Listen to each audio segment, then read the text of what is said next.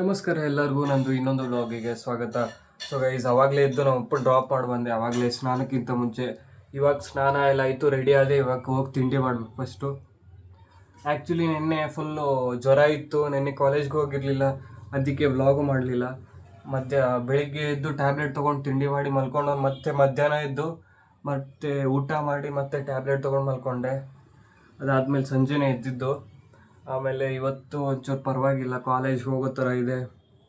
ಇವಾಗ ಕಾಲೇಜ್ ಕಡೆ ಹೋಗ್ತಾ ಇದ್ದೀನಿ ಗೈಸ್. ನಮ್ಮಮ್ಮ ಬಟ್ಟೆ ವಾಶ್ ಮಾಡೋಕ್ಕೆ ಹೋಗ್ತಿದ್ರು ಗೈಸ್. ಇವಾಗ ನಮ್ಮಮ್ಮ ತಿಂಡಿ ಹಾಕಿಟ್ಟಿದ್ರು. ಇವಾಗ ತಿಂಡಿ ಮಾಡ್ತಾಯಿದ್ದೀನಿ ಗೈಸ್. ತಿಂಡಿ ಎಲ್ಲ ಆದಮೇಲೆ ಇವಾಗ ಸ್ಕೂಟಿ ತೊಗೊಂಡು ಕಾಲೇಜ್ಗೆ ಹೋಗ್ಬೇಕು ಗೈಸ್. 5 minutes later. ಗೈಸ್, ಇವಾಗ ತಿಂಡಿಕ್ಕಿಂತ ಮುಂಚೆ ವಾಚಲ್ಲಿ ಎಷ್ಟು ಚಾರ್ಜಿಂಗ್ ಇದೆ ಅಂತ ನೋಡಿದೆ. ಇವಾಗ ನೋಡಿದ್ರೆ ವಾಚಲ್ಲಿ 9% ಚಾರ್ಜಿಂಗು. ಹಂಗೆ ಹಾಕ್ಕೊಂಡು ಹೋಗ್ತಾಯಿದ್ದೀನಿ. ಇವಾಗ ಚಾರ್ಜಿಂಗ್ ಹಾಕಿಬಿಟ್ಟು ಆಮೇಲೆ ಹಾಗೆ ತೊಗೊಂಡು ಹೋಗ್ತೀನಿ ಗೈಸ್. ಹಾಕ್ಕೊಂಡು ಹೋಗ್ತೀನಿ. ತಿಂಡಿ ಎಲ್ಲ ಆಯಿತು. ಇವಾಗ ಟ್ಯಾಬ್ಲೆಟ್ ತೊಗೊಂಡು ಇವಾಗ ಡೈರೆಕ್ಟ್ ಕಾಲೇಜ್ ಕಡೆ ನಮ್ಮ ಪಯಣ. ಆಗಿದ್ದಾಗಾಯ್ತು, ಮುಚ್ಚಾಲೆ ಬಾಯ್ಲಿ. ಇವಾಗ ರೆಡಿಯಾಗಿಬಿಟ್ಟು ಡೈರೆಕ್ಟ್ ಕಾಲೇಜ್ ಕಡೆಗೆ.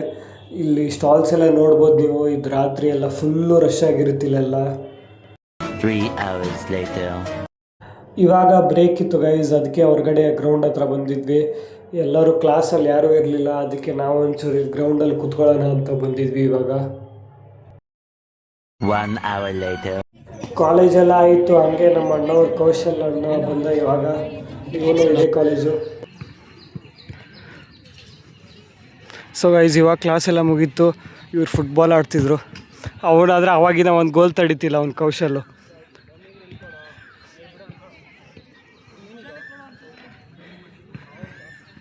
ನಾನು ಆಡ್ತಿಲ್ಲ, ಹಂಗೆ ನೋಡ್ತಿದ್ದೆ.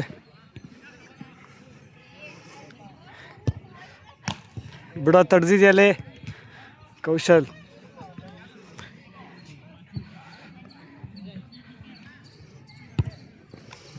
ಇವೊಂದು ಅವಾಗಲಿಂದ ಔಟ್ಸೇ. ಒಂದು ಅನಿಲ್ದು ಬರೀ ಔಟ್ಸೇ.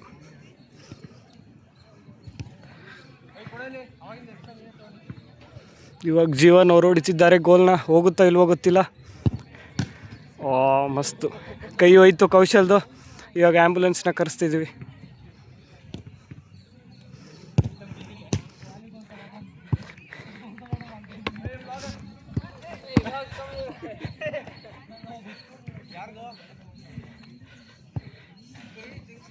ಅವರು ಇನ್ನೂ ಫುಟ್ಬಾಲ್ ಆಡಿ ಇವಾಗ ಒಂಚೂರು ರೆಸ್ಟ್ ತೊಗೋತಿದ್ರು, ನೀರೆಲ್ಲ ಕುಡಿತಿದ್ರು.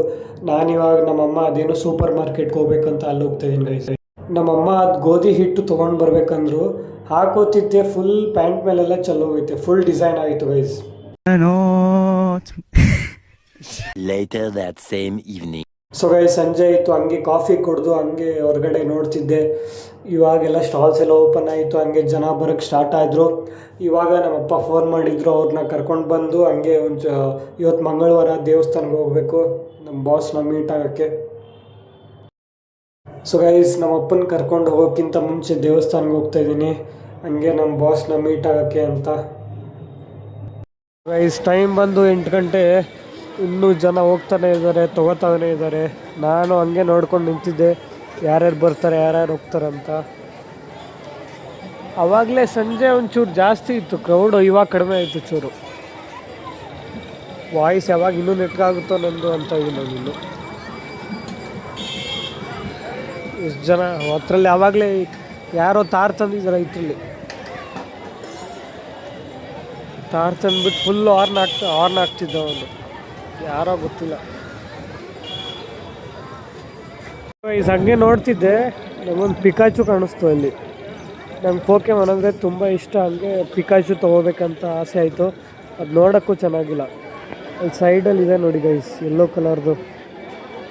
ಅಷ್ಟೇನು ಚೆನ್ನಾಗೂ ಇಲ್ಲ ಗೈಸ್. ಅದು ಥರ ನೀಟಾಗೂ ಇಲ್ಲ, ಅದು ಅಗ್ಲಿ ಆಗೈತೆ ತುಂಬ. ಸೊ ಗೈಸ್, ಇವಾಗ ಊಟ ಮಾಡ್ತಿದ್ದೆ. ಹಂಗೆ ಇವನು ಸಾರ್ಥಕ್ ಏನೋ ಪ್ರೊಜೆಕ್ಟ್ ಮಾಡ್ತಿದ್ದ ಸೋಲಾರ್ ಸಿಸ್ಟಮ್ ಬಗ್ಗೆ, ಸೋಷಿಯಲ್ಲು. ಇವನೇ ನೆಕ್ಸ್ಟ್ ನಾಸಾಗೆ ಹೋಗೋದು. ನಾಸಾಗೆ ಹೋಗ್ಬಿಟ್ಟು ನೆಕ್ಸ್ಟ್ ಮಾರ್ಸು ಮತ್ತು ಸ್ಯಾಟರ್ನ್ಗೆ ಇವನೇ ಹೋಗೋದು ಗೈಸ್. ಇವ್ನು ನೆಕ್ಸ್ಟು ಸಪೋರ್ಟ್.